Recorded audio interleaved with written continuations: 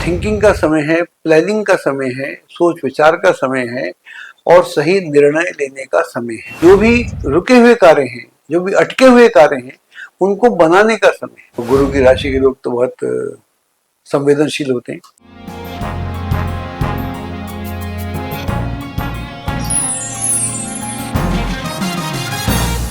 नमस्कार, मैं डॉक्टर अजय भांबी और हम बताने जा रहे हैं 2025 का वार्षिक भविष्यफल और राशि है हमारी मीन।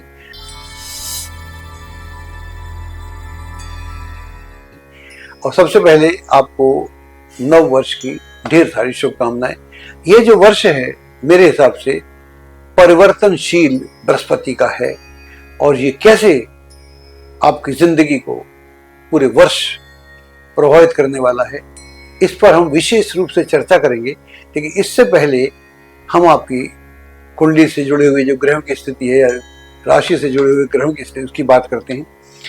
तो आपकी राशि मीन है। वर्तमान में हम बात करने जा रहे हैं जनवरी से लेकर 1 जनवरी से लेकर 14 मई 2025 की। तो वर्तमान में जो शनि है वो आपकी राशि से द्वादश है, यानी कुंभ में है, 7.5 भी है। इस पर हम अलग से प्रोग्राम करेंगे। 7.5 क्या होती है, क्यों होती है, कितनी अच्छी होती है, कितनी खराब होती है, एक अलग विषय है। लेकिन 7.5 का पहली 7.5 का ढैया चल रहा है और जो अभी 29 मार्च 2025 को जो शनि है वो आपकी राशि में आ जाएगा, तो टेक्निकली दूसरी ढैया शुरू हो जाएगी। मैंने बोला इस पर अलग से बात करेंगे। और राहु जो है आपकी राशि में चल रहा है वर्तमान में मीन में, और ये 30 मई 2025 को द्वादश हो जाएगा, करेक्ट। और ये मैं ट्रू बोल रहा हूँ, अगर मैं मीन से लूँ तो 18 मई 2025 को ये द्वादश हो जाएगा। मंगल की स्थिति ये है कि मंगल वर्ष के प्रारंभ में कर्क राशि में है, नीच राशि में है, लेकिन मंगल भी काफ़ी परिवर्तनशील के मूड में है और ये 21 जनवरी 2025 को मिथुन में जाएगा, फिर 24 फरवरी 2025 को डायरेक्ट होगा, वक्र गति छोड़ेगा और 3 अप्रैल 2025 को ये पुनः कर्क में आ जाएगा। तो यह स्थिति रहने वाली है। तभी हम बात करते हैं वर्तमान में जो बृहस्पति आपकी राशि से तृतीय भाव में आज की डेट में ये 14 मई तक रहने वाला है। तो कहने का मतलब ये हुआ कि ये जो बृहस्पति है ये काफी परिवर्तनशील मुद्रा में है। तो इसकी हम बात बाद में करते हैं।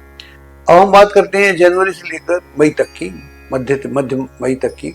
तो यह जो समय है ये थोड़ा सा विचारणीय समय है, थिंकिंग का समय है, प्लानिंग का समय है, सोच विचार का समय है और सही निर्णय लेने का समय है। जल्दबाजी करने का समय नहीं है, लेकिन जो भी रुके हुए कार्य हैं, जो भी अटके हुए कार्य हैं, उनको बनाने का समय है।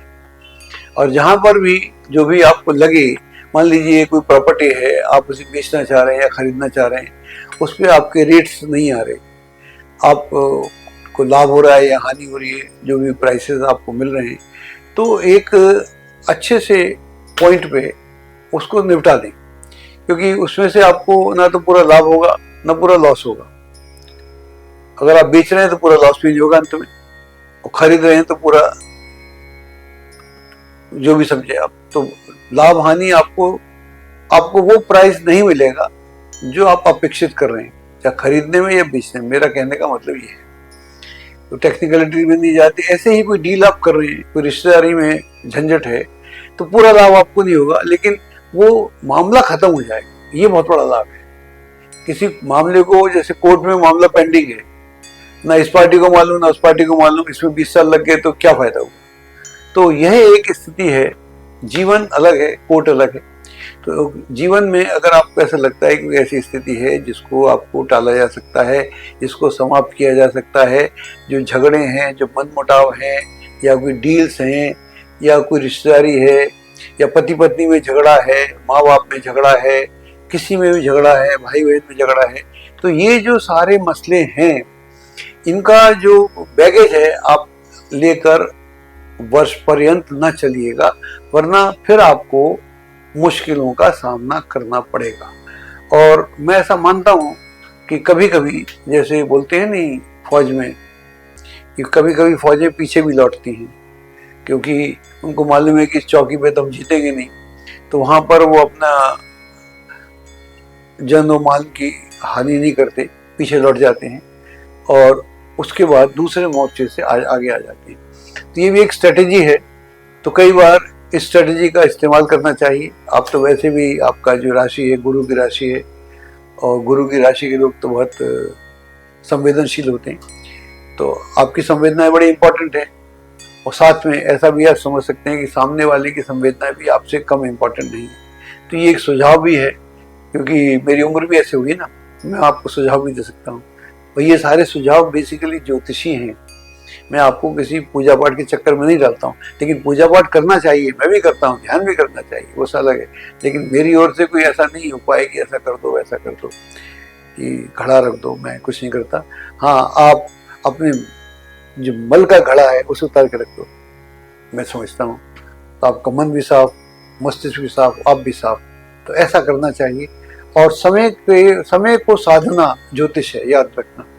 हम जब उपाय करते हैं या करवाए जाते हैं, ऐसा नहीं बोलता कि उपाय काम नहीं करते, लेकिन हमने समय को साधा नहीं, इसलिए हमको उपाय करना पड़ता है।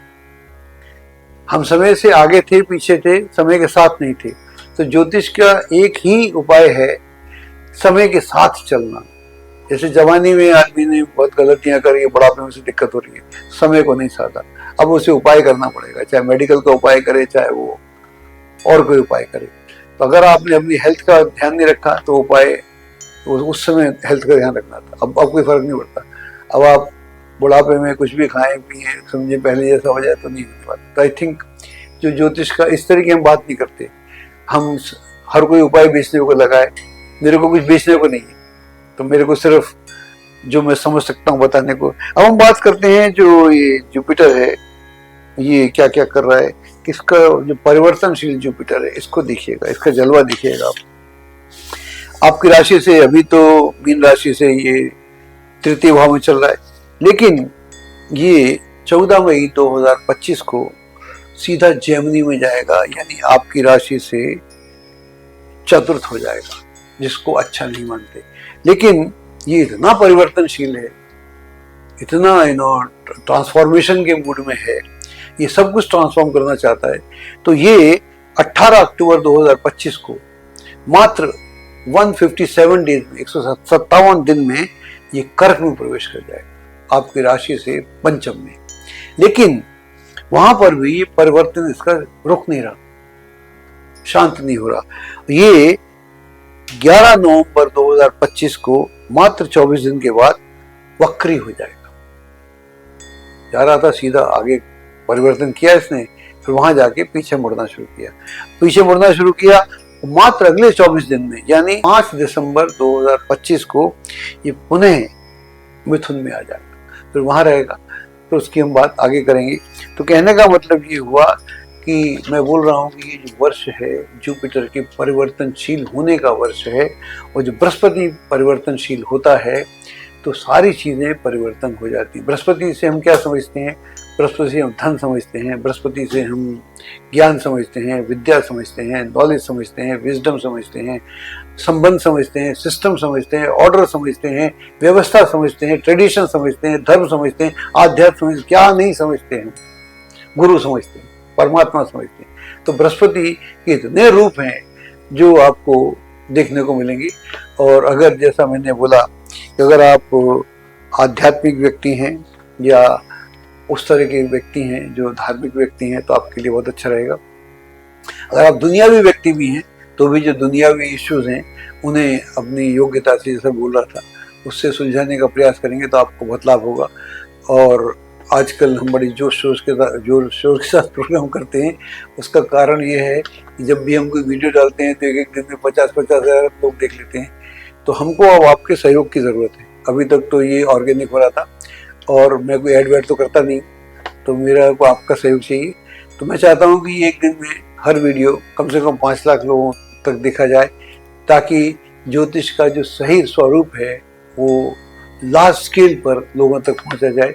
उसके लिए आपको एक छोटा सा हमारे लिए कार्य करना पड़ेगा। उसके लिए आपको हमारे इस अजय भांबी चैनल को सब्सक्राइब करना पड़ेगा और उसके बेल के बटन को दबाना पड़ेगा, ताकि जो भी हमारे नई वीडियो आते हैं ऑटोनोमस पैटर्न पर आपके पास पहुंच जाए। और आपके लिए ये वर्ष बहुत शुभ हो। उन्हें धन्यवाद। एस्ट्रोलॉजी की सटीक जानकारी के लिए विश्वविख्यात एस्ट्रोलॉजर अजय भांबी के YouTube चैनल ABC चैनल को सब्सक्राइब, लाइक और शेयर करें। लेटेस्ट अपडेट के लिए बेल के बटन पर जरूर क्लिक करें।